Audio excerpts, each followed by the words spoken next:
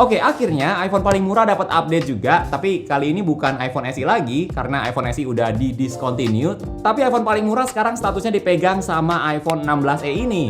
Nah, gue udah pakai iPhone 16e ini sekitar 1 minggu terakhir, dan walaupun agak susah sih buat bilang iPhone 16e ini worth it, tapi ada beberapa hal yang gue suka dari iPhone 16e ini yang mungkin bisa jadi pertimbangan buat teman-teman yang lagi cari iPhone paling murah saat ini. Sebelumnya thank you banget buat Studio Ponsel yang udah pinjemin iPhone 16e ini. Buat teman-teman yang lagi cari produk Apple terbaru, langsung aja mampir ke Studio Ponsel lewat link yang ada di deskripsi video ini. Oke, pertama kita bahas dari desainnya dulu deh. Karena iPhone 16e ini bisa dibilang iPhone seri baru. First impression gua pas pertama kali cobain iPhone 16e ini, gue cukup suka sih sama desainnya. Terutama bagian belakangnya yang matte finish kayak gini. Nggak cuma bagian belakangnya aja, tapi bagian sampingnya pun juga matte. Jadi warnanya tampak lebih kalem, kelihatan lebih elegan gitu menurut gua. Bagian belakangnya ini seperti biasa, desain iPhone yang simple dengan satu kamera aja seperti ini. Pilihan warnanya juga kali ini lebih simple loh, cuma ada warna hitam atau putih, dan menurut gua warna yang hitam ini keren banget sih. Sekarang kalau kita lihat dari depan, langsung tampilannya ini familiar banget, familiar sama iPhone sebelum Dynamic Island. Karena iPhone 16 ini masih pakai notch, ya sebenarnya ini udah lebih update sih desainnya dibandingkan iPhone SE sebelumnya, cuma tetap belum menggunakan Dynamic Island. Nah, salah satu poin yang gue suka dari iPhone 16e yang udah pakai poni begini adalah Face ID.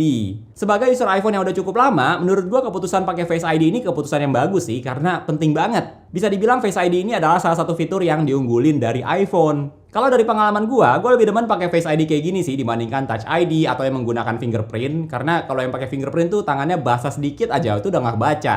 Sedangkan Face ID sejauh ini menurut gue lebih reliable, bahkan sambil pakai masker pun itu juga bisa kebaca sama Face ID. Nah, untuk kualitas layarnya, sebenarnya layarnya ini mirip sama layar iPhone 16. Sama-sama Super Retina XDR display, terus ukurannya juga 6,1 inci, pixel per inch-nya juga sama, terus kontras rasionya juga sama. Cuma peak brightness-nya aja yang sedikit kalah sama iPhone 16, dan tentu saja masih 60 Hz refresh rate. Nah, memang banyak yang kritik sih layar iPhone 16e ini masih 60 Hz, tapi menurut gue ya wajar banget karena iPhone 16 pun juga layarnya masih 60 Hz. Nggak mungkin tiba-tiba iPhone 16e ini layarnya 120 Hz. Nanti jadinya malah lebih bagus dari iPhone 16 biasa. Layar itu kan menurut gue salah satu nilai jual ya, jadi kalau layar 120 Hz itu masih cuma buat iPhone yang tipe Pro aja sejauh ini. Atau mungkin karena Apple kasih namanya promotion sih, jadi ada kata Pro-nya dan agak aneh ya kayaknya kalau misal dikasih ke iPhone yang bukan tipe Pro. Tapi balik lagi jadi masih 60 Hz dan karena ini buat menggantikan seri SE, sebenarnya layarnya ini udah peningkatan dari SE sebelumnya. Selain itu iPhone 16e ini juga udah USB-C pastinya, dan sekaligus berarti sekarang semua lineup iPhone itu udah pakai USB-C, udah nggak ada lagi iPhone yang pakai port Lightning. Untuk tombolnya juga udah nggak ada home button lagi, jadi di bagian depan semuanya udah layar. Tapi sekarang iPhone 16e ini ada tombol action button. Jadi di seri iPhone 16 semuanya udah pakai action button dengan fitur-fitur yang udah cukup familiar buat nyalain mode silent, fokus, kamera, dan sebagainya. Plus ditambah dengan fitur visual intelligence, jadi tinggal klik action button, kalian bisa cari informasi tentang objek yang ada di kamera seperti ini. Nah, hal lainnya yang gue notice juga dari iPhone 16e ini adalah ternyata speakernya bagus juga loh. Dan sepertinya bassnya itu lebih terasa di iPhone 16e dibandingkan iPhone 15 Pro Max gua yang secara harga lebih mahal. Dengerin lagu atau nonton pakai iPhone 16e ini enak banget sih. Kalau teman-teman mentokin volumenya 100%, bassnya masih terasa walaupun udah agak berkurang. Tapi ya pastikan paling nggak dari pengalaman gua nih, kalau misalnya lagi dengerin lagu atau nonton itu kan jarang banget lah ya kita denger sampai volumenya 100%. Dan kalau volumenya let's say 50% atau 70%, bassnya terasa banget loh. Sebenarnya gue nggak sengaja sih tahu soal speakernya ini, gue coba iseng aja dengerin lagu, tapi pas denger kok speakernya bagus. Dan pas di compare kiri kanan sama iPhone 15 Pro Max, menurut gue lebih bagus, terutama bassnya lebih terasa. Gue udah coba cek beberapa sharing juga dari user iPhone 16e, dan ternyata banyak yang ngerasain hal yang serupa loh. Bahkan beberapa juga share speakernya itu lebih bagus dibandingkan iPhone 16 Pro Max.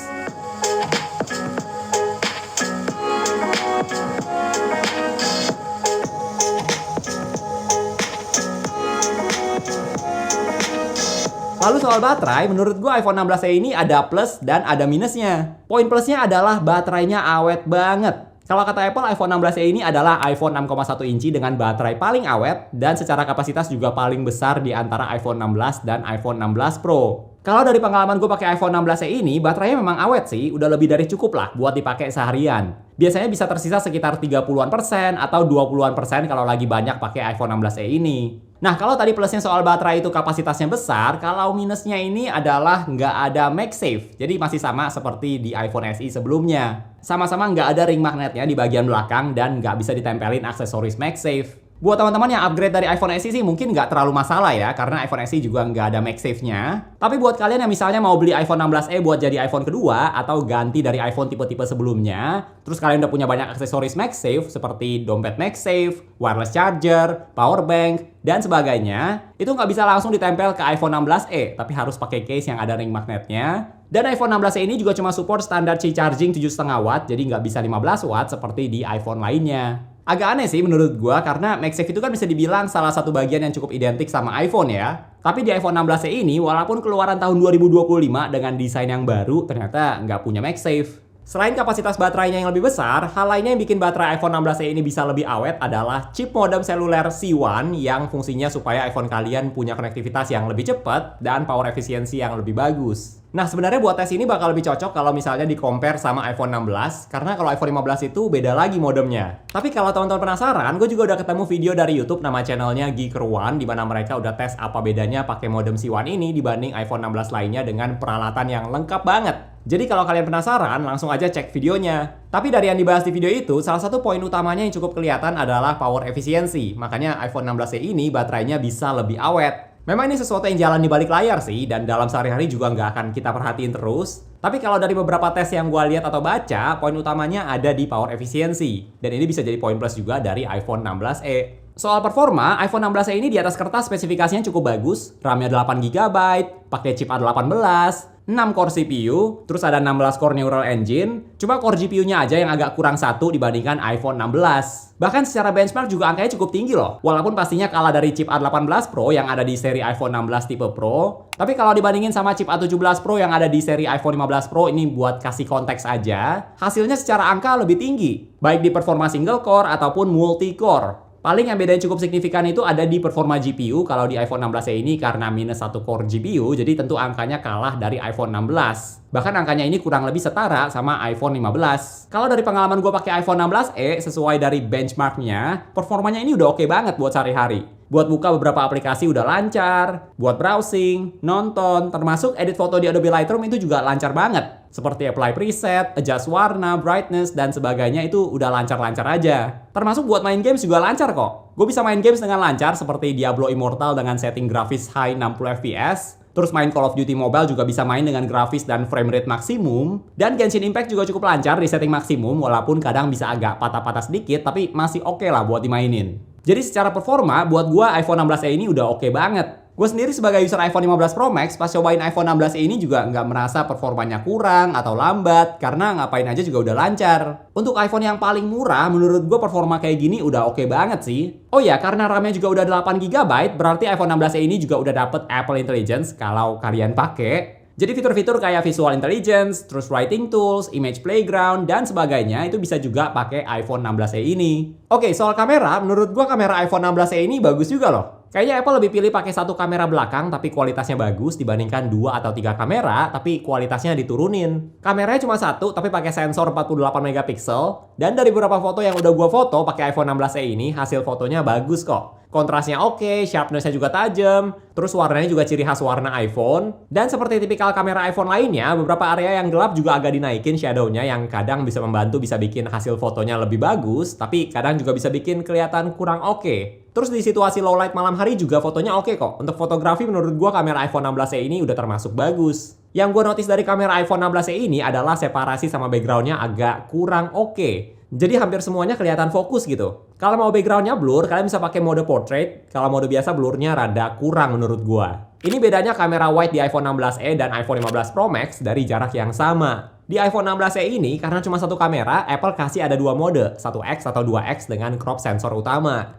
Tapi menurut gua kalau mau kualitas foto yang terbaik, pakai yang 1x aja. Terus yang gue notice juga dari kamera iPhone 16e ini adalah focus distance-nya bisa lebih dekat. Dan ini juga merupakan salah satu hal yang gue suka dari kamera iPhone 16e. Sepertinya beberapa tahun terakhir focus distance kamera iPhone tuh agak jauh ya baru bisa fokus. Tapi di iPhone 16e ini bisa sampai dekat. Bahkan dari yang gue coba, karena blur kamera wide-nya kurang, kalau mau dapetin foto yang lebih bokeh, nah kalian bisa manfaatin foto dari jarak yang lebih dekat kayak gini. Untuk video, menurut gue juga kualitasnya udah termasuk bagus, terutama di situasi yang lightingnya oke kayak siang hari. Dan kalau malam hari masih oke juga, cuma di bagian pojok frame-nya ini agak soft dan ada sedikit noise kalau gue bandingin sama iPhone 15 Pro Max. Tapi footage-nya masih oke kok, masih bisa dipakai menurut gue. Untuk kualitas videonya tetap bisa rekam dalam resolusi hingga 4K 60 fps ya. Tapi yang beda yang cukup kelihatan tuh ada di stabilisasinya. Karena iPhone 16e ini nggak ada sensor shift OIS, tapi cuma ada optical image stabilization aja. Menurut gua videonya masih cukup stabil kok. Cuma kalau dibandingin sama iPhone yang ada sensor shift atau sensor shift second gen kayak di iPhone tipe Pro yang bisa dibilang salah satu fitur unggulan kamera iPhone, bedanya cukup kelihatan. Oh ya, untuk video, sama kayak di iPhone tipe lainnya, di iPhone 16e ini juga masih ada flare-nya kayak gini. Dan beberapa fitur video juga nggak ada, seperti nggak ada cinematic mode dan action mode. Tapi iPhone 16e ini dapat fitur audio mix buat mengurangi suara noise di background pas lagi ngomong, seperti di seri iPhone 16 lainnya. Kalau soal kamera, ini mungkin bisa jadi pertimbangan juga karena mau sebagus apapun kameranya, iPhone 16e ini nggak ada kamera ultrawide ataupun telefoto. Dan ini mungkin bisa jadi deal breaker buat beberapa orang. Kalau buat gua, kamera telefoto itu kalau nggak ada ya agak bisa dimaklumin sih. Di iPhone 16 juga nggak ada kok. Tapi kamera ultrawide ini sepertinya lumayan penting. Apalagi buat teman-teman yang sering foto atau videoin event atau rumah. Nah, biar tempatnya itu kelihatan luas, kalian bakal butuh kamera ultrawide. Tapi kalau kalian nggak masalah satu kamera wide aja, menurut gue ini udah reliable, udah termasuk cukup bagus lah buat foto dan video. Sebagai catatan, karena iPhone 16e ini secara tingkat di lineup iPhone adalah entry level, jadi gue nggak akan pakai ekspektasi kamera iPhone tipe Pro ya. Tapi overall kameranya ini dari yang gue coba sih udah cukup oke buat sehari-hari. Nah, kenapa menurut gue iPhone 16e ini menurut gue agak susah buat dibilang worth it? Karena harganya itu murah. iPhone 16e paling murah dengan storage 128GB itu mulai dari $599 atau $600. Dan kalau dijual di Indonesia pasti udah belasan juta. Tapi kalau dibandingin sama iPhone 16 juga, menurut gue bedanya nggak tipis-tipis banget sih. Bedanya $200 atau sekitar 3 jutaan. Memang kalau dibandingin sama iPhone SE, jelas iPhone 16e ini peningkatannya cukup signifikan. Tapi harganya itu loh. Mungkin kalau harganya naik dari yang tadinya $429 di iPhone SE jadi $499, itu menurut gue lebih wajar sih. Karena ya memang peningkatannya juga lumayan signifikan dibandingkan iPhone SE. Dan kalau misalnya ada kenaikan harga, ya itu bisa dimaklumi juga. Cuma menurut gue ini naik harganya lumayan banyak. Tapi mungkin kalau gue mau kasih kesimpulan, iPhone 16 ini yang pasti kurang cocok buat kalian yang sering pakai kamera ultra wide. Tapi kalau kalian butuh iPhone yang 6,1 inci aja yang nggak terlalu besar, terus yang baterainya awet, terus kalian juga suka sistem di iOS, kameranya juga nggak perlu yang terlalu bagus-bagus banget, dan nggak masalah dengan harga belasan juta, iPhone 16 ini mungkin bisa jadi pilihan yang oke. Buat gue sebenarnya iPhone 16 ini banyak update yang bagus sih, cuma harganya aja yang bikin agak berat buat direkomendasiin. Kalau menurut teman-teman gimana nih? Kalian tertarik buat ganti ke iPhone 16e ini atau mending langsung iPhone 16 aja? Atau mungkin iPhone 15? Coba share di komentar ya. Oke, thank you buat teman-teman yang udah nonton sampai di detik ini. Jangan lupa untuk klik tombol like kalau kalian suka dengan video ini dan juga subscribe supaya kita bisa ketemu lagi di video-video yang berikutnya. Bye!